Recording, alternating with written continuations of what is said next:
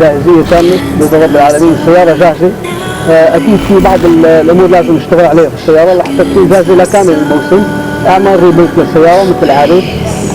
أنا إذا بدي أنصح الشباب أنصحهم بس يسوقوا على السيارات لأنه هم كخبرة في القيادة ما شاء الله عليهم كلهم خبراء جدا، ولكن عم نواجه مشاكل في السيارات.